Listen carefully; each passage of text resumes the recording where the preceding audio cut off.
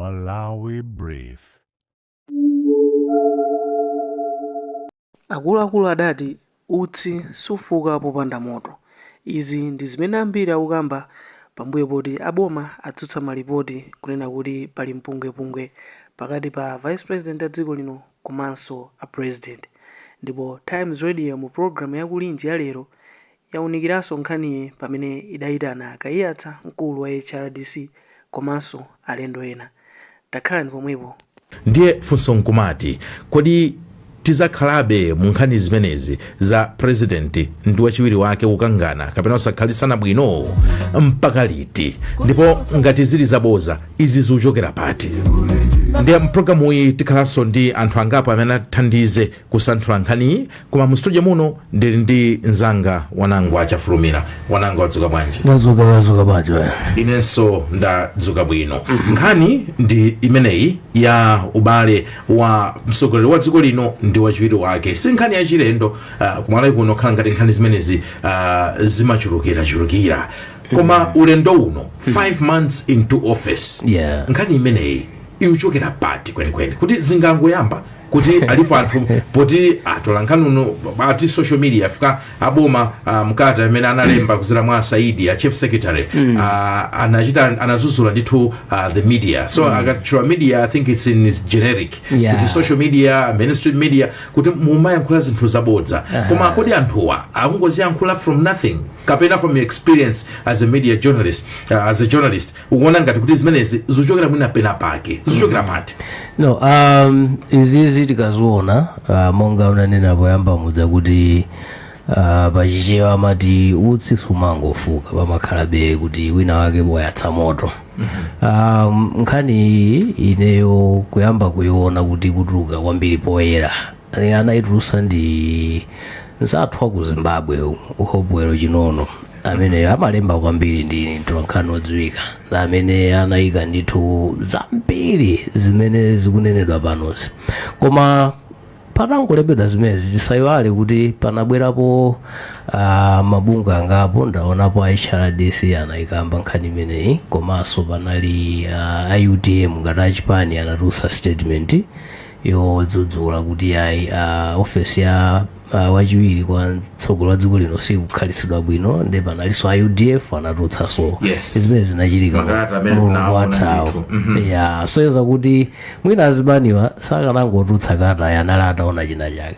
Titsindike pano kuti zolankhula pakamwa kawirikawiri zimakhala zina, komano mwina anthunso amatha kuona uthenga umene umabwera kwaukulu ndi zochitika. So ambiri mwina akuona amene zinthu zikuyendera akutha kuona kuti ubalewo ngati ulipo, koma subalewo ti ndi wabwinobwino ngati mene amayembekezera. Pali zitsanzo zingapo ndithu ambiri akumanena kuti mwina kuwapeza azitsogolera amenewa kawirikawiri pakakhala zochitika ali pamodzi zikumakhala ngati zocheperapo. Chitsanzo mwina china chachikulu chimene anthu amayang'ana ndiyoti poseyedwa mtsogoleri wa dziko lino anatuluka kupita kunja ku South Africa kumene kunali ulendo wapadera. Mukhoza kuona kuti mulendo umene amene amapita Vice President anali Malawi muno, komano sanaonekereko ngati kokatsanzikana ku airport pamene akuluakulu ena aboma kuphatikizapo mwina secretary aboma Saidi anali kumeneko kwayimirira ndithu ngati wotsanzikana ndi president. Amene amabweranso sitinaonenso kumeneko kuti analipo, ndi mwina anthu akumadabwa kuti koma potengera pa maulemu aku Malawi kuno mwina amene amayenera kulandira munthu wamkulu ngati amene okhala wachiwiri, potengera kuti wachiwiri alimo muno sikuti watuluka ali kunja yayi. Ndi pang'ono zayambika kukambidwa ndithu lakhangati pena pake sizikuyenda na nzosadabwitsa, chifukwa mu mbiri yathu ya democracy izizi za president ndi wachiwiri wake kusemphana zidayamba kalekale. Mwina usanafike kumeneko Wanangwa, unakambapo zonena kuti zipani ziwiri za zosusa, chipani cha UTM komanso chipani cha UDF onsewa sabata latha anatulutsa makalata, ndipo kalata zawo zimakamba zawo ubale umenewu. Ndi mukuyankhula kwawo amaoneka ndithu kuti akukhala ngati kuti akuyankhula mwa confidence, mwa chidziwiso, kunena kuti wachiwiri wa mtsogoleri wa dziko lino akuoneka kuti ameneyi sakusungidwa bwino ndi moma. is this unusual kuti kupeza kuti zipani ziwiri zosusa kulemba kalata on the same subject on an internal matter of government zinthu zimene zikuchitika mboma nkupeza kuti ma opposition parties awiri onse ndikulemba kalata almost masiku osatizana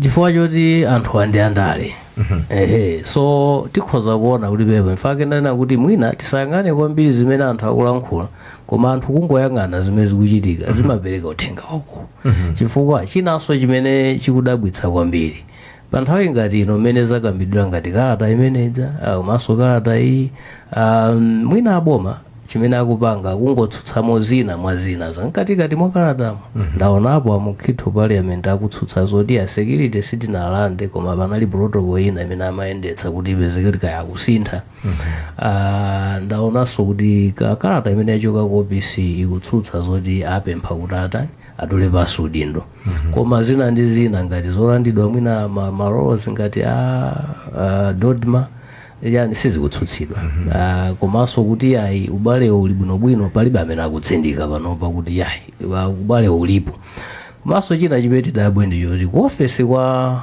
wachiwiri wa dziko kwa Jenasa kuli anthu kuphatikizapo amene amayenera kulankhula ndithu mtundu wa Malawi kumeneko sikunatulukenso mtsutso kapena kuvomereza pamenepopo ndi pamene tiona kuti ena alemba azipani zikuluzikulu ndithu tikatengera UDF pakati pa akhalasa akumveka pandale. You would have expected kuti a office ya vice president anakatha kutuluka ndikunena kuti zimene alemba UDM ndi zimene alemba UDF ndizongofuna kusokoneza sizoona it's not true akalatero kutera tifeni yake ubale wathu uli bwino but the absence of a response zisonyeza sopena pake unena kuti amene koso pamene tikuyana kuyang'ana kuti kodi chuchitika ndi chaifa mwachidziwikira amene akuyankha awa OPC achita bwino afotokoza mbali yawo imene akuzionera zinthuzo komanso mbali iyi imene akulifa nkhani yayikulu yagona mu ofesi imenemo limene ikukambidwa kuti ayi sakuchidwa nkhanza akudani kumene koko nimaona ngati ubale uli bwinobwino amafunika abwere poyera ndikuatsimikiza Amalawi kuti ifetu mungonena ifeni yake tikumwerana madzi bwinobwino andi zinthu zikutani zikuya ndipo iwo akusangalala ndi mmene akugwirira ntchito chifukwa ngati zichoncho ndi zosavuta kubwera kwa Amalawi koma ndi mmene kwangokhala nophemu iyayi soba manong'ono andesatha mmene nautiti zikutengeranso mbiri yathu peti kuchokera ndi tikamakamba za ubale wabwino wapakati pa mtsogoleri wa dziko ndi wachiwiri wake umayenera kukhala wotani chifukwa mwina ifeyo tili ndi vuto kuti sitidziwa kuti zimayenera kukhala motani ndiye timakhala kuti mwina timaona zinthuzi maso osiyana ndi mmene zimayenera kukhalira. So very briefly, what would you consider as a healthy president vice president relationship in Malawi's constitutional framework? Toyambirira perege mpone kwa ndo maswala yata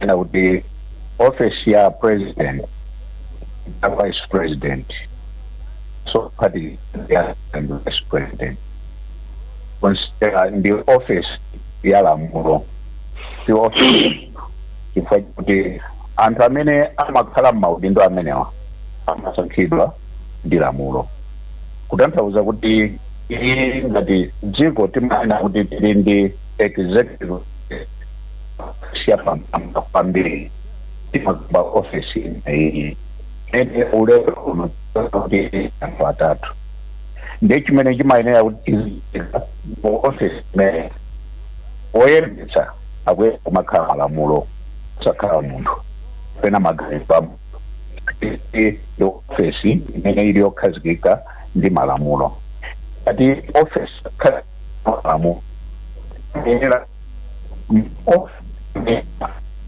atatu maofisi amene wawa choyambirira azigwirizana kuti kwambiri ajiri yoyimikira afonsi chachiwiri anthu amenewa akuyenera kuti azikulala azikhala communication the cooperation pakati pa vice president second vice president the president chifukwa amene anyamula chinthu chimenecho si ofesi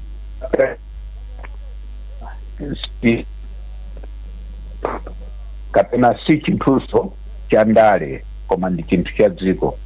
Ndiye pakakhala kuti izizi zikunika kuti zinthu zimayenda bwino, koma pakakhala kuti pasokoneza kuti amene angakhalepo pakati pa anthu atatuwa amakhudza dziko lonse, chifukwa chakuti anyamula akhala ku driving seat, kapena tinganene kuti kuli pilot kutsogoloko, kuli co-pilot, komanso mwina kuli wina wathandizira kuti aziyendetsa imeneyo.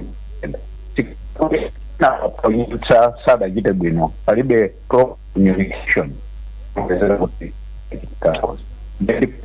kuti office ofunikira kwambiri imene ikuyenera kuti izigwira ntchito so kono kukande kuti pakayabwa phazi liyende ngati mwina munthu ufuna kuthawa choopsa pamenepo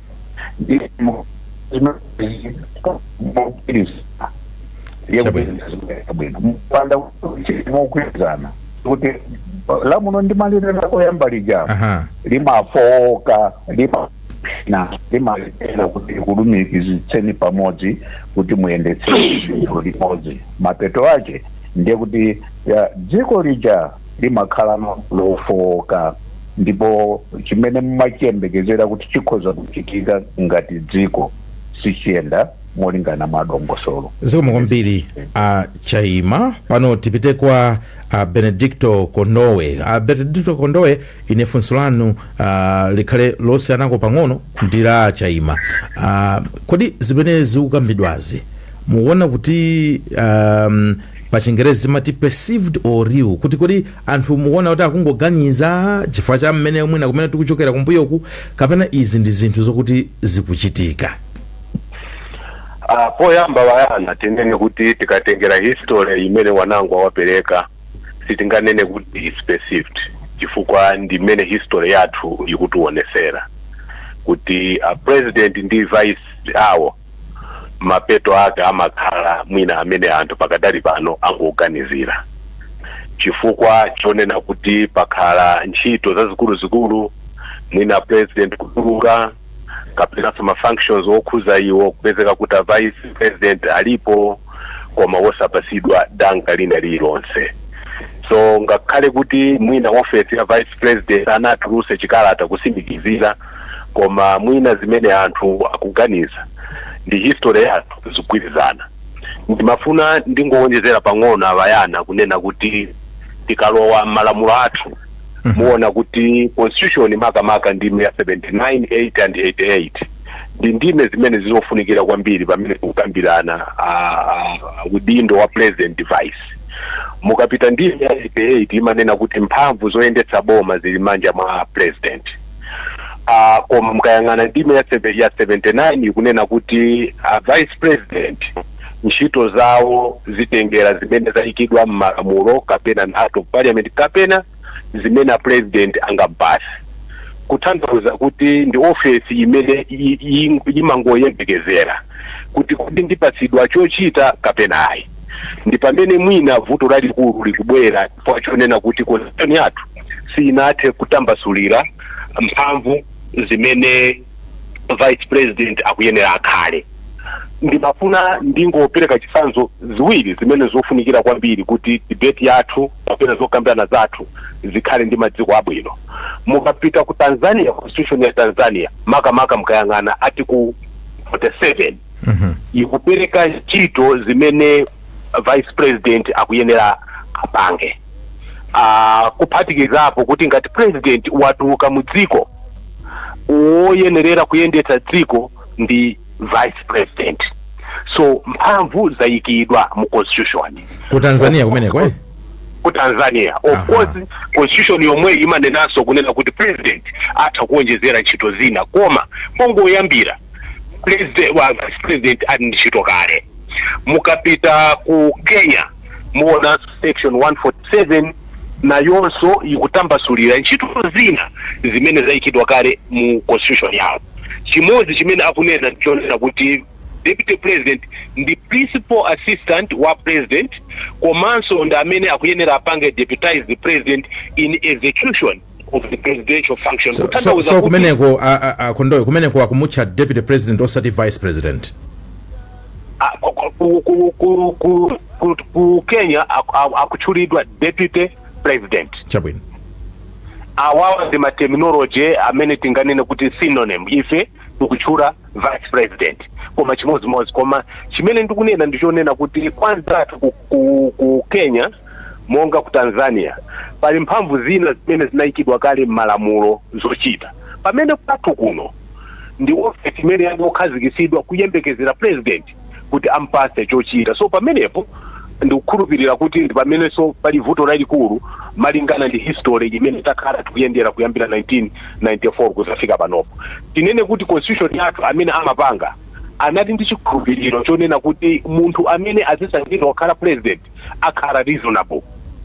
Koma tikayang'ana history kuonesa kuti yayi za reasonableness imene maframers amaganizira mwina anaganiza kunja anthu amene amayembekeza si anthu amene tikukhala nawo mudziko muno.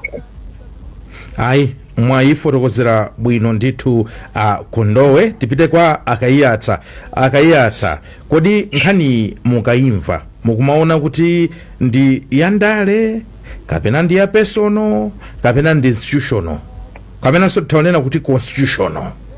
Is it political, personal, institutional or constitutional? 10 marks. Yeah, ziko kwambiri wayana ndi amene ndipereka maoni kwa Chaima komanso anzanga Kondowe amalawi onse amene akutimvera mauno. Funso labwino kwambiri komano ndiyankhe kunena kuti mukayang'ana nkhani nkhani imene kukhudza ndale komanso nkhani imene kukhudza malamulo athu sindikhudza kwambiri ku personal chifukwa cha zimene ndikuziwa komanso zimene zatuka kale public zimene zikuoneka apa nchonena kuti nkhani ndi nkhani tiyambire kumbali ya ndale ndi nkhani ndithu ya ndale. Poyakha funso ndikhala yaso kufunso limene munafunsa Kondowe kuti kodi zimene zikukambidwa is it just perception kapena is it real? Anakabwina Kondowe koma ndimafuna ngojezerapo kuna kuti akuyankhula based on zimene zaoneka kale. Taona kale kuyambira I think December kufika na pano kuti chile ndithu chasintha ubale wa anthuwa papandale ndikuti ubale wa Jenasa kumasapita Mutharika. Chimene chaoneka December mukakumbuka bwino ulendo wa ku UK Jenasa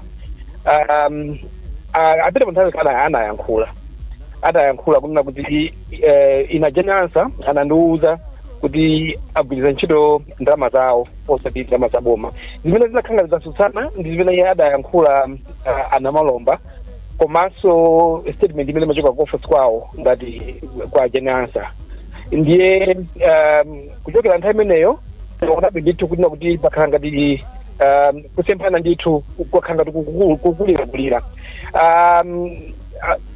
Mwezi omwe wa December ngasindikulaka kapena chamale kunapezeka kuti office ya Jenasa ayilandako mphamvu zina responsibility ina achotsako padali responsibility lokukhuzira ndi dodima kuti yachotsedwa ku office yawo yapitishidwa ku office ya president and cabinet.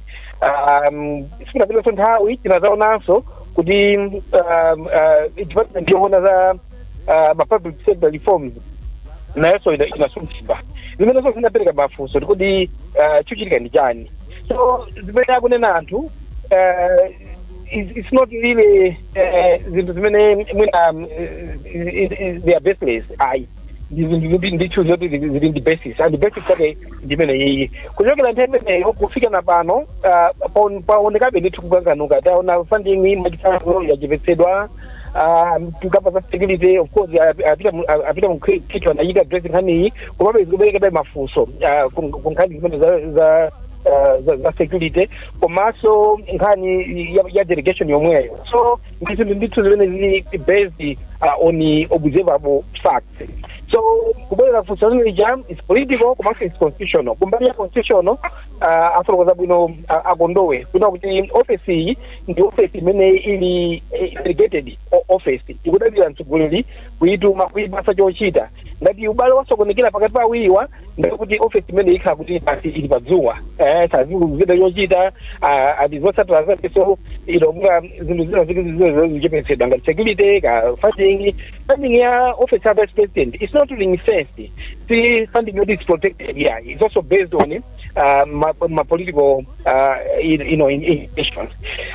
So kwako fusurani ndenge motelo komanso ndikufane konjezerapo ana I think idoda chaima kunena kuti ukapita kondowe ngani nina kuti kodi office yawo ya vice president ya mpachani pankhani ni mafasa ndiwojezere kuna kuti even office ya president imene even president amene sana yankhulepo pankhani imeneyi inde from first unako makalata kutsutsa more like reactive just idea and yankhapo koma amatsutsa zimene zimalembedwa mu social media koma not addressing the substantive issues zimene amalawi kwembekeza kuti muna zimabida address president na also alijete ndikupita kuti udakhala kuti ubalo wawo anthu awiri ukuyenda bwino president akabwera ndi poera ndipo afokozera ntunda malawi ngene zinthu zilili koma pano pakuli zimene zikupereka mafunso kuti kodi chichitika ndi chani andi tikatengera kumene tichokera zikupereka ndithu nkhawa kuti ubale wanthu awa wasokonekera ndithu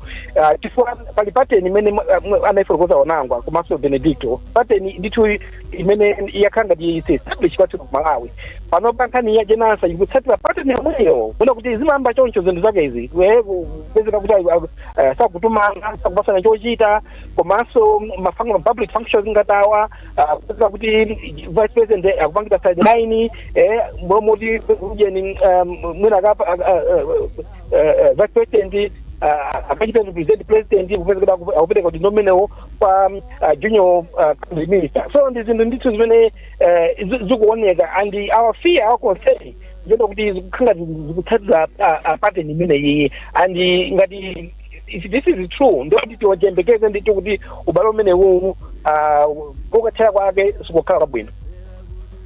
Chabwino hayi tathokoza akayatsa wanangwa wamva mene akuluakuluwa ayankhulira pa imeneyi kwamba ndithu achaima kana kondowe komanso akayatsa iweyo mukuiona ena akumabwerapo ndi nkhani ya succession kuti nkhani imodzi imene imabweretsa mavuto pa ubale umenewo imakhala nkhani ya succession.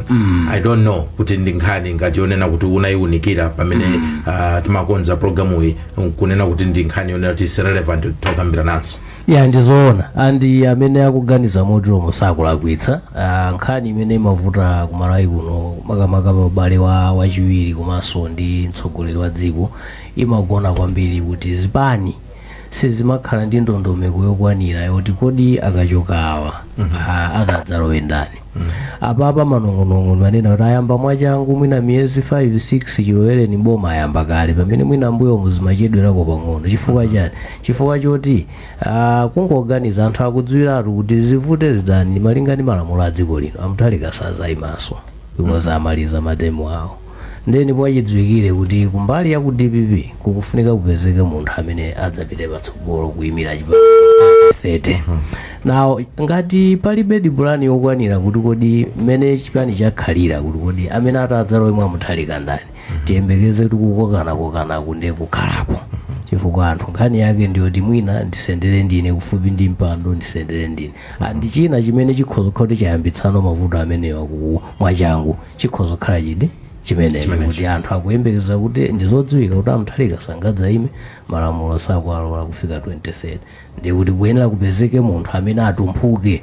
Nawo nkhani itivute pamene kwambiri panopa ndi aliyense kuti aonekere pamwamba kwambiri kuti iyeyo ndi amene ali woyenera ichocho tiyembekeze ndithu mavuto achi takhala tikuzoona mbuyo zipani zambiri mangati nkhani yoyoti adzayimire ndo sikugwiridwa bwino sizimavuta kuyambira amuluzi abingu ajoyce ngakhaleso panopa ndikhozopereka chitsanzo china tiyembekezeso kuti kukhala mavuto aku mwina ngati ku Malawi Congress Party chifukwa ni wachidziwikire ngati ndondomeko ya chipani ingatsatidwe nakonso ukhoza achakwera tota sakuyenera kuima kumeneko zayamba maona ndipo tsiku lina tikhalanso ndi program yapadera imene tiunike kumeneko ku Malawi Congress kuti succession ikuyenda bwanji kodi iwowo achakwera akuzayima koma kuti ayime ndikuti malamulo a chipani akuyenera kusintha kapena akuti ayenera kusinthidwa amene ali malamulo a chipani sakuwalola komano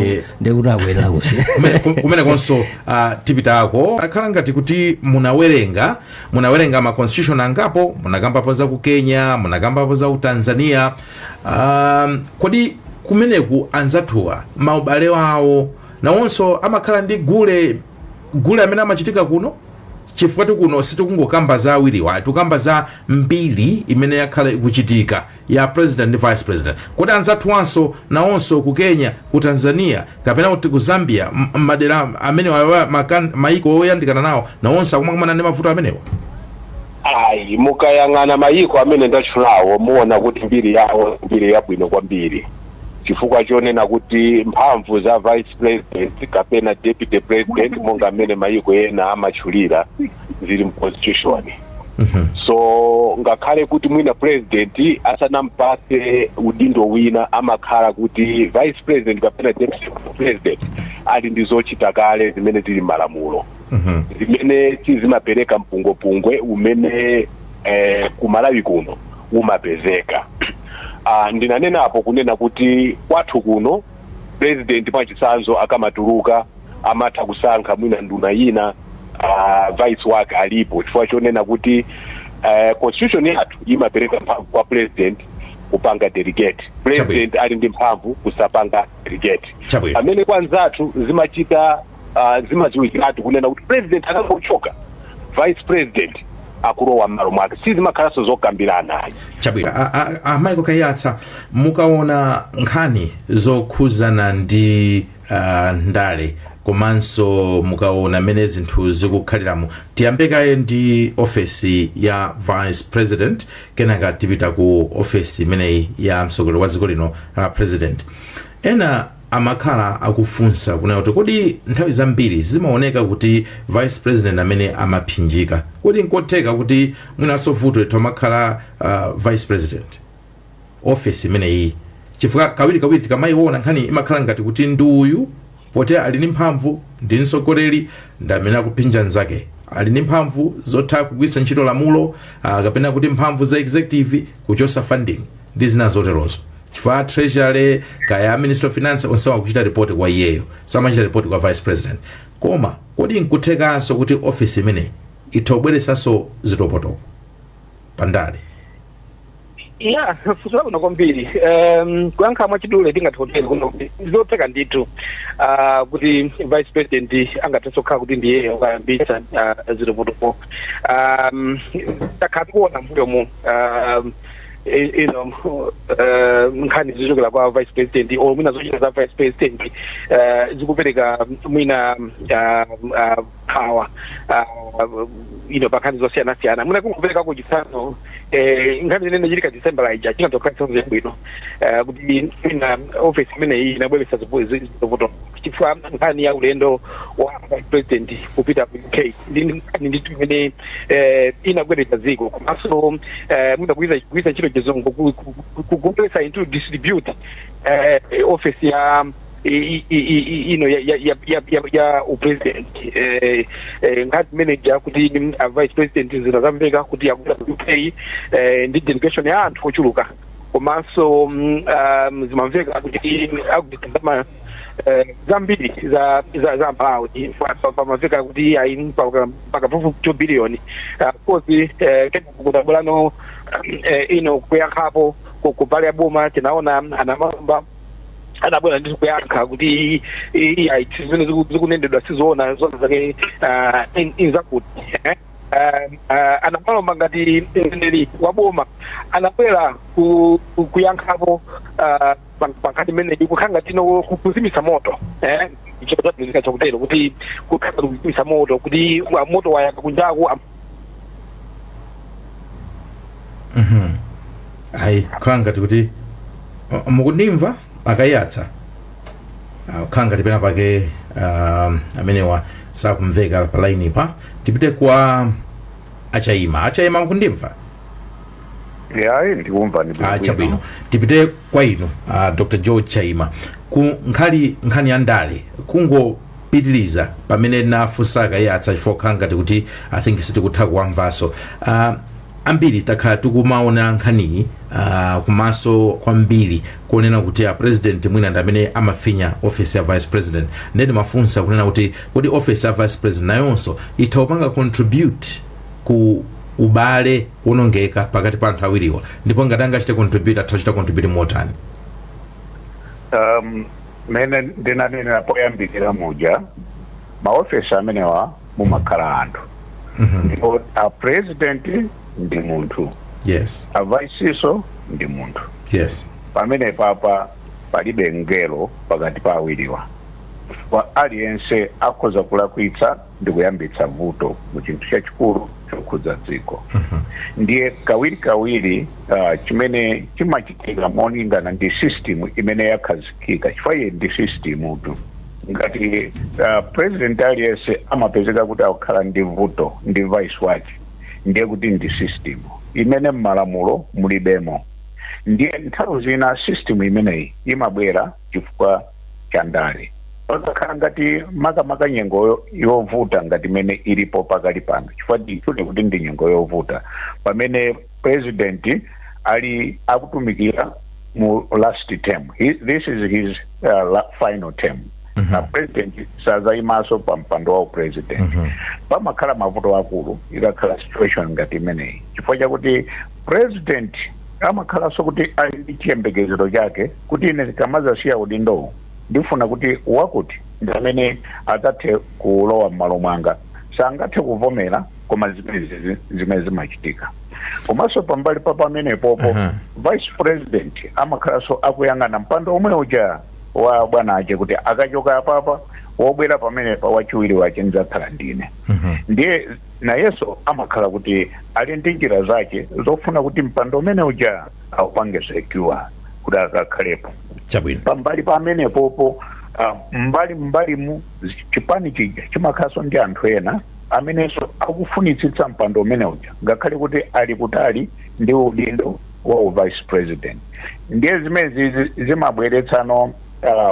magulu pachizungu tingane kuti political factionalism kapena political factions kusonyeza kuti aliyense amakhandika gulu kache kamene kakhoza kuyamba zitopotopo timene titi kufuna kusokoneza ubale wabwino umene unalipo pachiyambi mwina mukhoza kumbukira kuti osachedwa apa nthawi ya kampeni panali anthu ena andale amene anayambaso ngakhale kuchita attack kapena kutukwana kapena kuchepetsa ndi kuderera udindo wa second vice president zinthu zimene zimachitika ndithu ukakhala kuti mkati muja afuna kusokoneza ubale wa anthu pakhoza kukhala chifukwa chenicheni pakhoza kukhala kuti palibe chifukwa chenicheni koma chifukwa choti ndale zifuna kuti zipeze malo it wants to gain space amatagwisa ntchito matactics ena aliwonse njira zina zili zonse zofuna kusokoneza ubale umenenso mapeto ake